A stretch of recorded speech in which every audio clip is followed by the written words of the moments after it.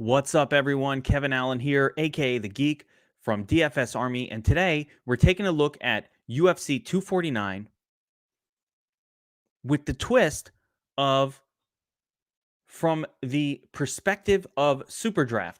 Superdraft, one of my favorite DFS sites, has just launched coverage of MMA and just in time for UFC 249. So we're going to take a look at the card, but the first thing I really want to take a look at with this breakdown is the scoring system for Superdraft, how it's different from DraftKings, and now FanDuel, who also offers MMA. So we're going to have tons of places to play MMA this weekend, but now Superdraft, and also taking a look at who are the best plays this weekend using the Superdraft scoring formula, which differs from DraftKings and FanDuel mostly because of their multiplier effect. And we're really going to get into that right now. But the first thing I want to talk about just overall is the scoring system on Superdraft and how their contests work with the multiplier and the captain position.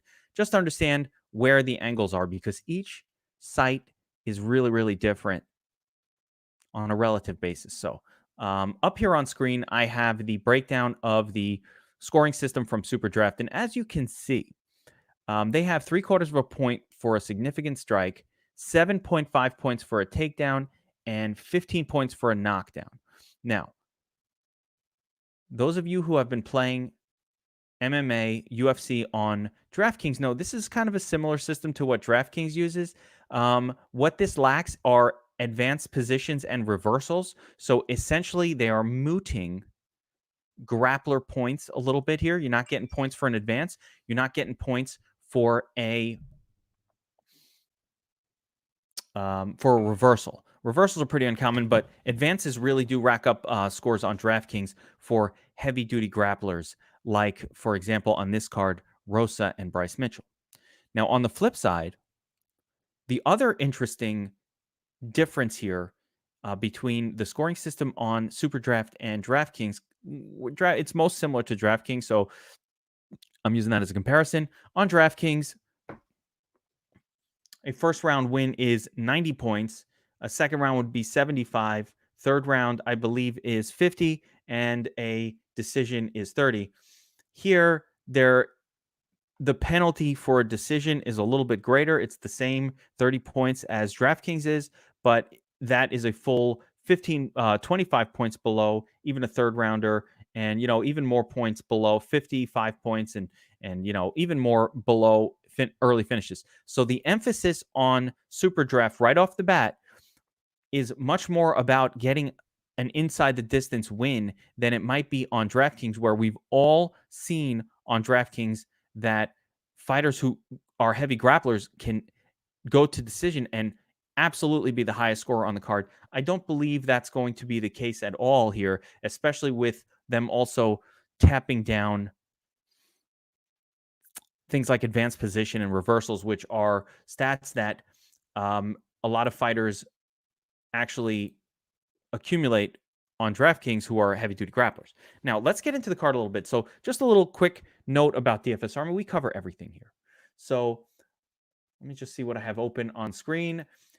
We have our cheat sheet for this event as one thing. So Larkin, one of our coaches for some of the niche sports, especially NASCAR, but is a big-time MMA fan and a big-time predictor and all that. He's got a breakdown for us here of his picks with a focus on Superdraft. In addition, on our research station,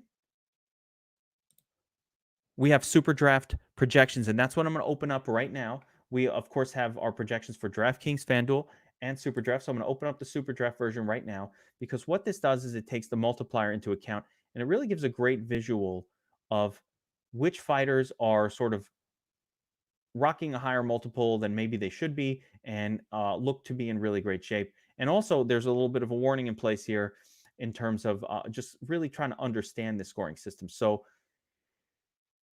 here's how this works. Superdraft does not use salaries on their scoring system at all. They don't have them. The way they score, instead of salaries, they use what's called a multiplier. And the multiplier is what we're going to leverage to get an edge on the field. Okay, because most of the field only thinks about who's going to win or lose the fight. They're not focusing on the multiplier effect and how even a potential fight loser could be a decent play with a high enough multiple if they score enough using this format. So let's just take a look overall, and especially because, by the way, of the knockdowns and the increase in value for takedowns and significant strikes, where a guy might potentially lose a fight. I mean, and with the multiplier actually be in the nuts lineup. It's not super likely, but it could happen. More importantly, because of the multiplier and because of the way that the multiplier is structured, essentially, underdogs winning their fight is going to be the absolute emphasis on SuperDraft. Again, unlike FanDuel or DraftKings, where we're looking for the highest scoring fighter straight up, the multiplier effect removes that from the necessity. And it takes us into who's going to win with the highest multiplier because one guy scoring 85 points and another one 95 points on a straight 1.0x multiplier. It doesn't matter when one guy's 1.5. The 1.5x is always going to outscore the 1.0x, or almost always, if you look at how the numbers come together. So let's take a look at that real quick, just to get a sense of how this works. Now, if you take a look at, I'm going to look at the flex position. The captain is the most dramatic. So the way the captain works, you see here, you have your fighter. Ryan Spann is the biggest favorite on the card. He's got a multiplier 1.5x at captain, or at Superflex 1.0x. What that means is when Ryan Spann fights, he's going to get his score based on the scoring system we just pointed out, 0.75, 3/4 of a point for significance, 7.5 for a takedown, 15 points for knockdown. He'll score straight up. As we go down the list here, we see some other fighter names, and the multiplier is all very similar. Werdum, Cater, Ngannou, Luque, all pretty much within 0 to 10% multiplier. Starts to go up from there. You got Cejudo 1.15, and then of course here we go, Ferguson 1.2, Bryce Mitchell a ridiculous 1.2x, Hardy 1.2x. You're seeing Carlos Esparza 1.25. These are all favorites. Anthony Pettis 1.3. Souza 1.35. Now we're getting into the underdog section. Actually, is Uriah Hall? Yeah. Now we're getting into the underdog section here. Uriah Hall, just a very, very minor underdog, 1.4x. We got Cerrone, 1.45 minor underdog. Justin Gage, 1.55. Rosa, and so on and so forth. As the underdogs get to be heavier underdogs, the multiplier for them goes up. The most mispriced fighter on the card here on SuperDraft is Dominick Cruz, and I'm going to give you the reason why I believe he is one of the best plays and an absolute mortal lock to be in the nuts lineup if he wins and be the nuts captain if he wins. A mortal lock. So, write that down, guys. A mortal lock. And also a great shot of being there even in a loss. And I'm going to explain how that might actually happen. But look at Cruz's multiplier, 1.9x. Okay? He is getting... Now, I don't know if this is a mistake in pricing or what. Let's take a look at the odds on this fight just to understand what's going on here. Dominick Cruz, plus 205. Okay. He's an underdog. Okay. This is a 5-round fight. Scheduled for 5. Most of the other fights on the card are scheduled for 3. This one's scheduled for 5. Dominick Cruz, big guy. Point plus 205. Give him about a 30% shot at winning the fight. Okay. Over 4.5 rounds, prop minus 197. What does that mean? That means there's about a 70% or 65% chance that this fight goes to decision. That means 5 rounds of striking. So let's go back and take another look here at the scoring system. 5 rounds of striking. Dominick Cruz is a 4 strike per minute guy. So each round has 5 minutes of striking available. We're discounting the fact that he actually averages more takedowns per 5 minutes than Henry Cejudo. I don't know that there's going to be too much grappling, but we can't rule it out that he'll get some takedowns here. But let's just look at the striking numbers, and let's assume that Vegas is right and this goes 5 rounds and Cruz loses, but he gets his average strikes per minute in. So that means, let's say he's a 4 strike per minute guy times 5 minutes per round. That's about 20 strikes per minute times 5 rounds. That's 100 significant strikes. That would be 75 fantasy points under the 0.75 system. Now we multiply that by 1.9x. So 75 points times 1.9x, calculator. It's not 150. It's probably, without a calculator in front of me, it's probably like 140, right? So that's 140-ish fantasy points in a loss. Now, that's in the flex position. Now I want to show you what might happen if Ryan, that's 140 in a loss. Now, what happens if Ryan Spann wins a 3-round striking heavy decision at 1.0x? He's a heavy favorite, 1.x. He's probably going to win. He lands 75 strikes in a 3-round win.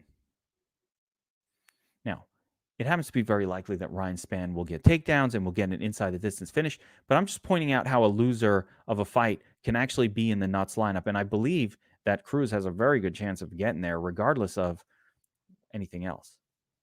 So let's say he lands 100 strikes we give him in a 3-round decision victory. 100 strikes again gets us the same 75 fantasy points. We give him a boost of 30 points for the decision. That's 105 fantasy points.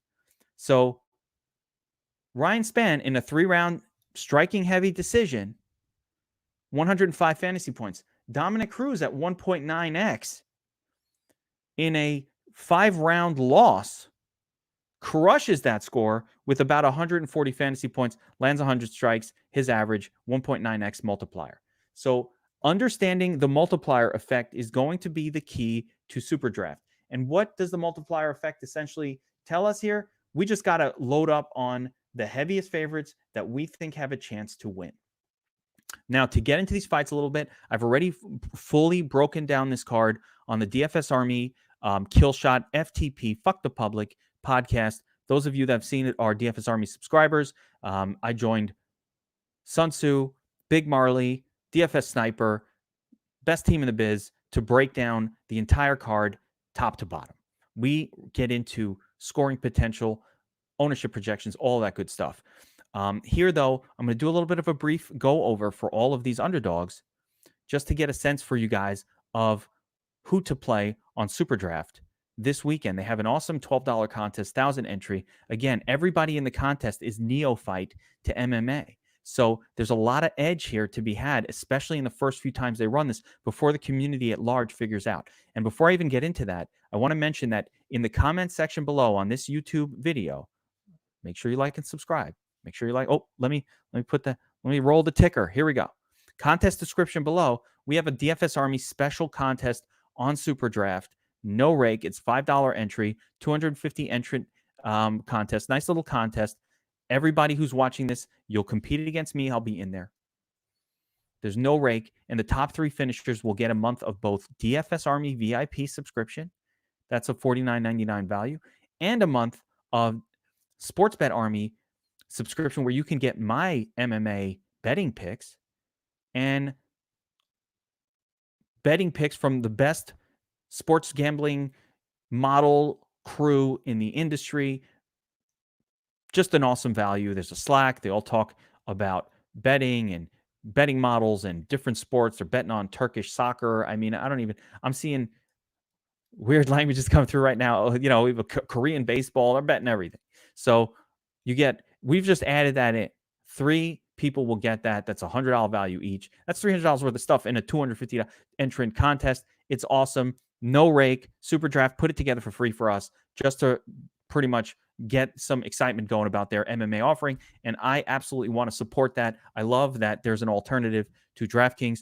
Again, FanDuel just launched as well. And, I'll talk about that in a subsequent video, but their scoring system is kind of unique. But let's take a look at the card from a perspective of SuperDraft. Who are the underdogs that I think have a legitimate shot at winning their fight and certainly being in the nuts lineup? And again, it starts with Dom Cruz. I think he has a legitimate shot to win. He's much bigger than Henry Cejudo, and size matters in MMA.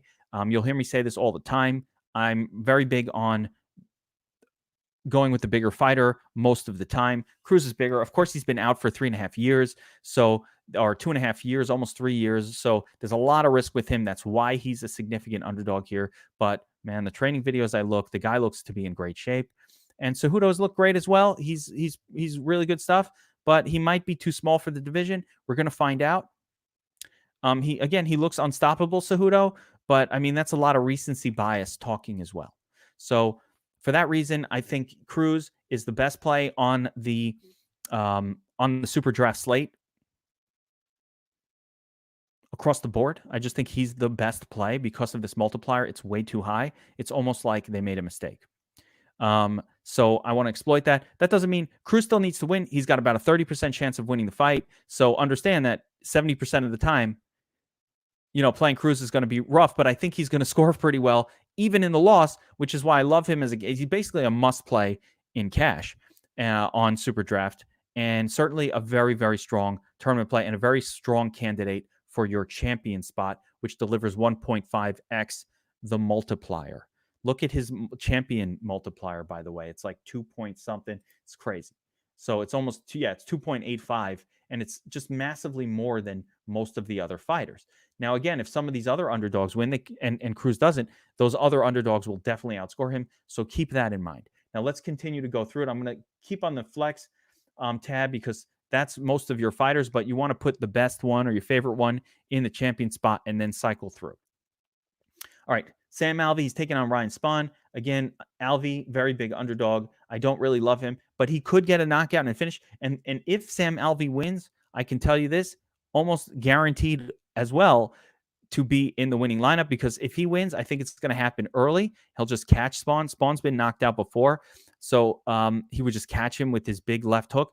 We haven't seen that out of Alvey really at the higher weight class that they're in right now, so I don't think it's likely. But when we look at the odds on that fight, I always look at the inside the distance odds on a fighter, and we just want to assume when we're playing a guy that he wins inside the distance or he wins. So Alvey by KO, TKO, plus 600, they're giving him about a 10% shot, 12%. So of getting that inside the distance win.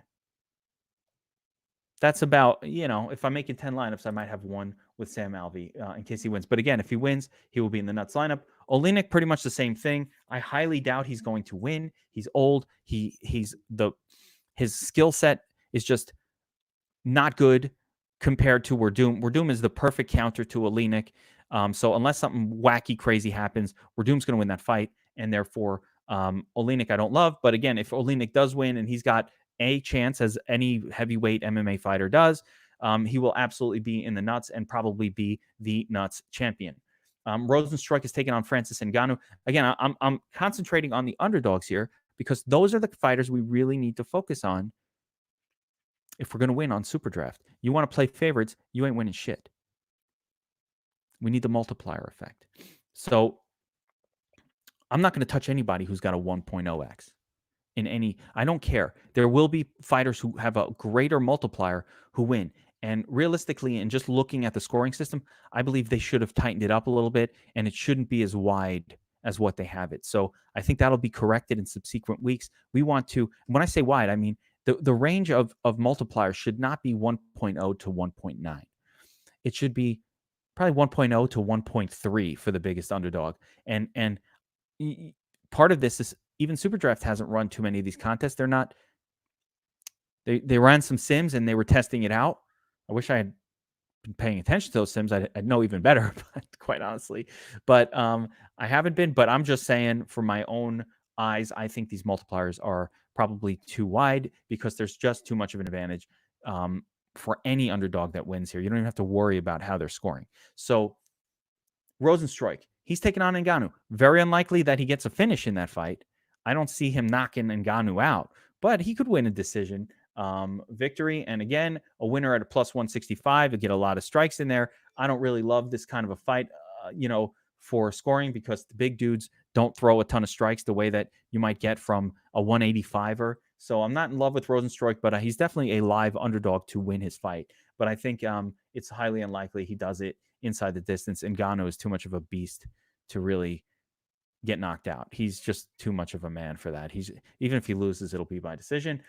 Stevens, again, he's live for a knockout finish. He always is. He's got a big right hook. But again, it's probably a sub 10% occurrence for me, and he does not score well in losses. So he's not something I'm super excited by. I'd say similar for Nico Price here as we go up the list. A guy who's absolutely live for a knockout. He's got unusual power in his hands. He knocked out Randy Brown with hammer fist from bottom position, which is just like something you don't see. And it's just crazy that he did that. So he's got a lot of power. Certainly a GPP play for sure. Mix him in here or there. If he wins, he's probably going to be the nuts champion. So again, with a lot of these guys, when you're rolling them in, you want to play them as the champion. And that's just really, really important to understand. You want to play them as champion. Because again, if Nico Price wins, let's just look at the scoring system again. But let's see if we have previous scores for him, so it shows a little bit of what happens when he scores a first round KO. I mean, there it is. You get the knockdown, you get the a few strikes, get the first round win. It's 132 points. So you toss in the multiplier times 0.65, and you're talking 200 points for this type of win. Here against means 149. Now I'm not sure if that's affecting the multiplier. 32 strikes, that's 7, 14, 21 fantasy points. A knockdown, that's another 10. That's another 7.5. That's getting to 40. First round, yeah. So this is 110 and 39. This is at a 1.0x multiplier. So imagine he does what he's done in his wins at 1.65. You're going to get a score in the 200 to 200 plus range. So absolutely locked to be in the nuts. One thing to keep in mind as you're making your lineup, a guy like Nico Price, who is a nuts lock if he wins, if he's in the lineup, he should be the champion. You shouldn't probably make a lineup with Nico Price as a flex. If he's in the lineup, he's your champion. And think about that a lot as you work with the underdogs. Moving up the list, Jurgen Decastro. Again, I have a hard time seeing him getting a finish here. He's knocked out a bunch of opponents. He has power. The odds makers say, he's got a shot at a finish. Again, I would say the same thing. If he does get that finish, he's an underdog. If he does get that, and he's a popular sort of play, not for me. He's popular because Greg Hardy is just bad. He's not super skilled, but Greg Hardy held his own against Volkov in the last fight, and I actually really like Greg Hardy in this fight. I think he's going to take it. I think Jurgen Decastro is a supreme fraud. He's looked pretty decent. He's got that sort of hook style. He throws hard. He has knockout power for sure, but he's just small. He's just way too small for the division. And much like the Cruz fight, where Cruz is just massively bigger than Cejudo, and I think that gives him a bit of an edge that people maybe aren't paying attention to. I think the same with Decastro. I don't love the skill of Decastro. I don't love the skill of Hardy, but Hardy's just a much, much bigger guy. So, give me the bigger guy every time. I think it's harder for a smaller guy to knock out a bigger guy. I don't know. Seems simple. All right, let's move on. Rosa. Rosa's a very popular underdog play, and he's more of a grappler, but he could definitely get a finish inside the distance. So I like Rosa as well. I like him as potentially a flex play because I think he's got a really, really good chance of winning this fight. He's a better submission grappler than what Bryce Mitchell is. Bryce Mitchell's priced ridiculous, almost incorrectly here. At 1.2x, I think that's ridiculous. I don't understand it. I think that was a misprice in my mind. So here, Charles Rosa, I like him a lot at 1.55x. Justin Gage will be extremely popular. Here's another guy that you could potentially play even if he loses. Gage is one of the highest output strikers in MMA history, putting out 8.5 strikes per minute. And it's funny because we look at this fight and we go, Ferguson's a volume guy. It's really Gage who's the bigger volume guy. He's the biggest volume guy ever in the history of UFC, over 8 strikes per minute. So again, 5 rounds of potential fighting. I don't think it's going to go 5. But I don't mind stacking this fight even I certainly like it on other sites, but even here it's stackable because I do think Ferguson's got a great chance to win. But Gaethje at 8 strikes per minute, it won't take much if he goes 4 rounds and gets knocked out, but is able to average his 8 strikes per minute. Again, 8 times 5, that's 40 strikes per round. Okay, if he makes it through 3 rounds, that's 120 strikes landed. That's a lot of fucking strikes. At the 0.75 level per strike, we're talking about 75 and 15, 90 fantasy points already. Now, if this thing goes 5 rounds to decision, which I don't think it will, I think this fight absolutely will end inside the distance. But let's say we got 5 rounds out of striking and he lost the decision. That's 120, another 80 strikes. You're talking 200 strikes. You're talking 150 fantasy points. Forget the 30-point decision point. Will there be a knockdown or two along the way? It's absolutely possible. Ferguson has been knocked down a lot of times in fights and come back from it. So there are all these different scenarios where Gaethje just runs up scoring. Now we apply the 1.5x multiplier to it, and you get an incredible score out of Justin Gaethje, even in a loss. 200 fantasy points without any knockdowns. What if he wins? So if Gaethje wins this fight, I will venture to say at 1.5x, he should outscore Cruz and actually be the nuts champion. Even if he loses, though, he's a lock to play in cash. He's going to get a few rounds of striking in. He'll get you 60, 80 strikes in a loss. That's if he's knocked out in the second round. If he hangs in there through 3 or 4, you're talking 120, 160, and Ferguson's there to be hit. So there is a lot of attractiveness to this fight. This is an all-in fight across the board, but we're looking at underdogs right now, and certainly Gaethje is live. And let's look at what some of Gaethje's scores would have been on this scoring system, just to give an idea, because this dude scores like no one else. Okay, so his recent win versus Edson Barbosa was a first-round finish. Scored 140 at 1.0x. Versus Donald Cerrone, another first-round finish. He got 40 strikes in before that fight was over. 40 strikes. It's crazy. Each one includes a knockdown, first-round win, 155. So understand what this guy can do in a short amount of time with the volume he puts out. No one does what Justin Gaethje does. Love this guy. So make him, if he's in your lineup, he is your champion, but he's also, if he wins, and I would have him at champion in probably 30 to 40% of the lineups I'm going to create in case he wins. If he loses, I still don't mind him as a flex play because I think he could outscore some winners, even in a loss. But we want winners in here. But, especially at 1.55, the 1.9x Cruz is a bit of an exception to that because I think if Cruz goes to decision, he might outscore even some underdog winners if his volume is higher than it is normally. He needs to increase his volume to get there. He's a 3.5,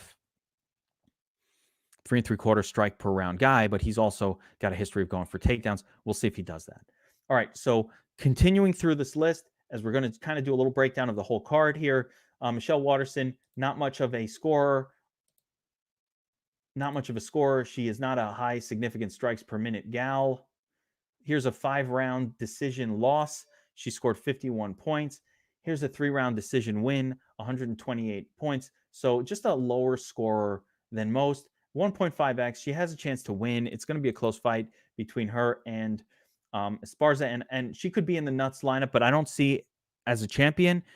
She might wind up as a decent flex play, but she'd need something unusual to happen. You can get some exposure, but I am actually picking Esparza to win that fight.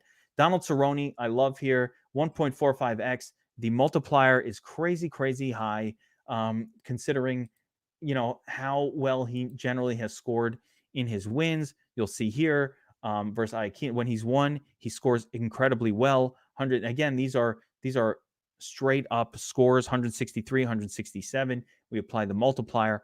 When he's lost really quickly. So, what are you going to do? It's really interesting. I think these stats are not right, but 68 strikes in that loss, I don't remember that. I'd love to check that against some other stat system, but nonetheless, he scored really well in his wins. lots of striking over 5 rounds in those fights. This is a 3-rounder, and it could wind up being not super exciting, but I actually think Cerrone will get a bunch of takedowns here, as Pettis does not have a very good takedown defense. So again, if Cerrone wins at 1.45x, could easily wind up in the nuts. And this is the last area where we want to hang around for this card. These 1.3s and 1.45. So I'm picking Souza to win his fight. I'm not sure he's going to be a big time scorer. He certainly hasn't scored incredibly well in his recent losses, but if he gets a win, he could get a knockout here. A lot of different things that could happen. I'm picking him to win. He's a slight favorite, so definitely a flex candidate for me. Again, at 1.35, I'm always going to favor the bigger multipliers for the champion spot, because if they're in your lineup, again, this is the one very, very important little nugget here. If they're in your lineup, outside of Cruz, we're putting guys in our lineup who we think are going to win the fights. So what you want to do is mix in the biggest group of underdog winners that you can. Want to get the winners in there. Some other potential plays here. Pettis. Certainly, we've seen Cerrone lose in the first round recently to a few different guys. Those guys were above the level of Pettis and all guys that would beat Pettis as well.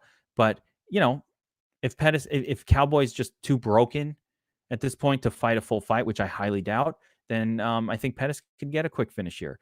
I think it's more likely. Again, I'm picking Cowboy to win, but, who knows what's going to happen in MMA. There we go. Moving up the list, Carla Esparza, lots of takedowns. She'll get a bunch of takedowns in this fight. And if she wins a decision, she doesn't throw a lot of strikes out there. I don't think it's enough at 1.25, certainly not for champion.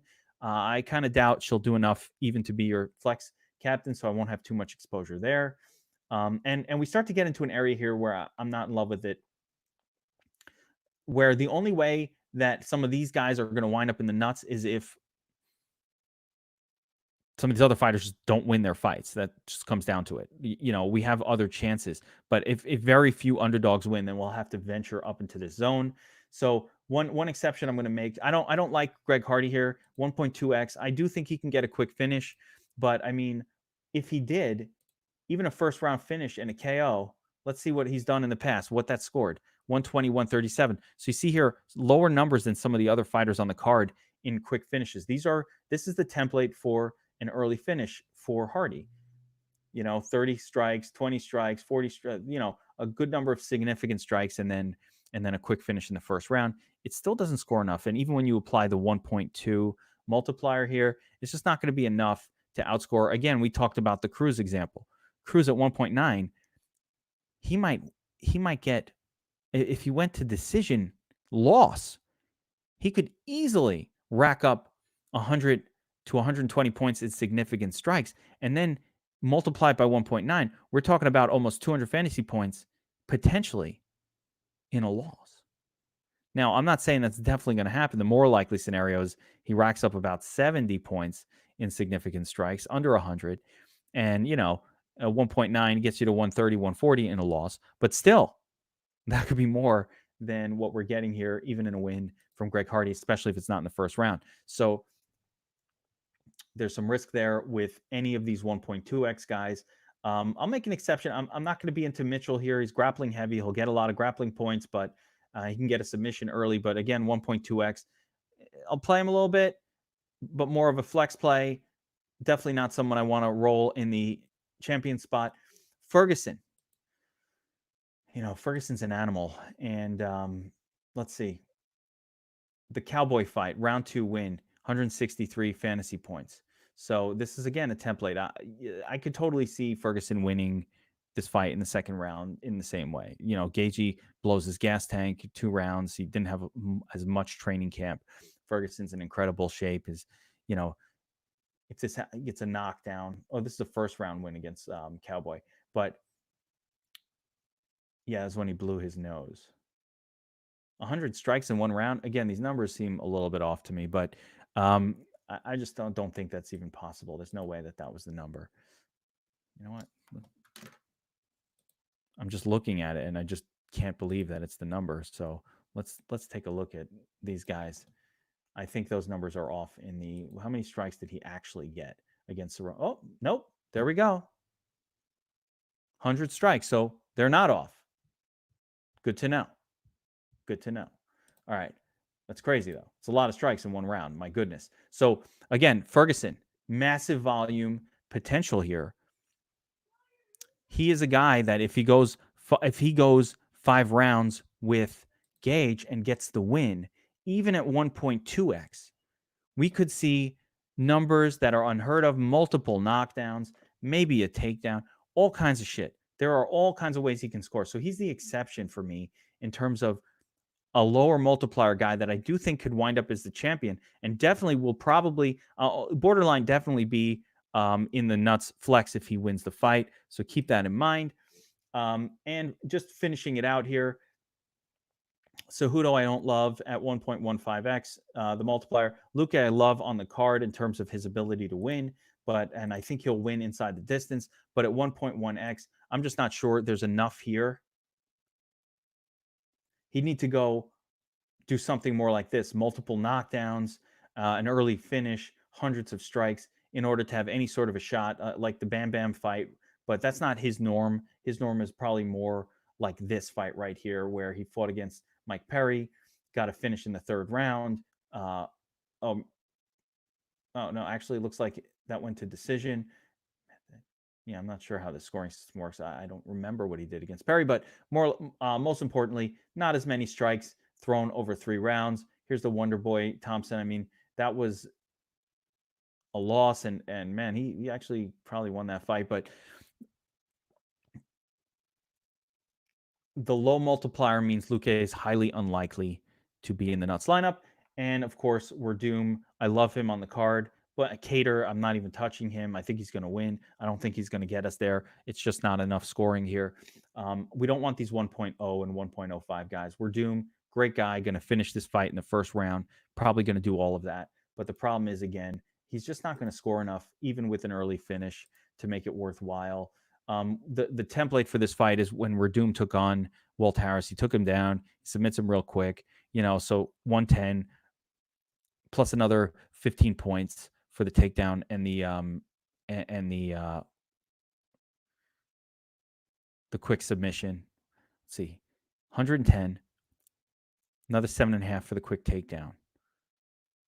It's 120 fantasy points times 1.0. It's not getting us there. So anyway, you get the idea. And same deal with Span. I think he's going to win, but at 1.0x, even a 1st round finish, I think will be outscored by someone like Gage or definitely someone like Cruz if they win and even if they lose, but score a lot on the way to the loss. And we might see something similar from Nico Price, although, again, Nico Price probably needs to win to get there because his fights never go past 2 rounds. So that'll do it for this breakdown, guys. A little quick overview of the slate itself, and a more important overview on how to approach Superdraft MMA.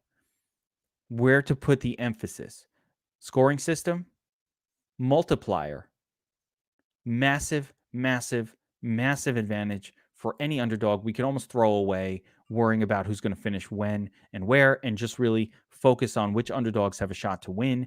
And of that group, which one will score the most, and kind of work your lineups from there. So a quick way I might put a lineup together, let's call it I think Gagey will win his fight lineup. I will just start with Justin here as my top guy. Actually, we'll go with Cruz. We'll do a Cruz lineup because I love Cruz here. If Cruz wins, he's probably going to be the nuts champion. We could throw Justin Gage in here. And then I'll go with some fighters who I'm predicting will win but still have high multipliers, like Donald Cerrone, and maybe, let's see, Charles Rosa, who I think can win.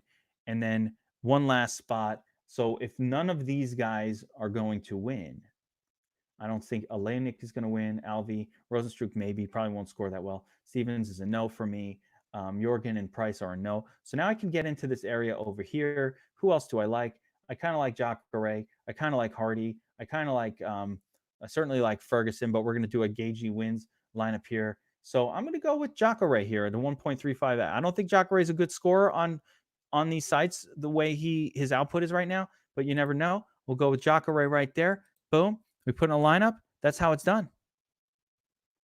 What contest am I in? Oh, that was the DFS Army contest. Looks like you'll be going up against that lineup in the DFS Army contest. So one last piece of advice. Check out the DFS Army contest in the comments section below. Top 3 finishes. If you could beat my score, you're going to need to beat me. Going to try to take up that number 1, number 2, and number 3 spot because I don't like giving out free shit. I don't like it. But the link is in the section below. It is not in the lobby. You have to use our link to get to this contest. There's no rake. Free memberships to VIP, DFS Army, and Sportsbet Army. You get my picks, my bets for this event, and all UFC events, which is awesome if you're into UFC. And also, of course, everything else that we do. And I will be in the $12 contest as well. So one last note. Did I just enter it? Let's see.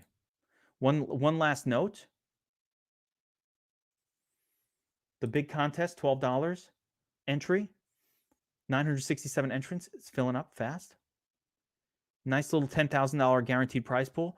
And when we fill it, SuperDraft is going to realize, oh my gosh, we can fill these. And they're going to make even bigger and better contests for the next few cards coming up. So get in there, check it out. I hope you enjoyed this breakdown. Like and subscribe to the channel for more of this type of content. And of course, go to dfsarmy.com, sign up as a VIP, use promo code GEEK. That's my code. You can get 20% off your monthly dues. VIP is going up massively in price within the next few weeks. And the reason we're doing that is we're now covering esports and soccer and all kinds of dominate with the optimizer.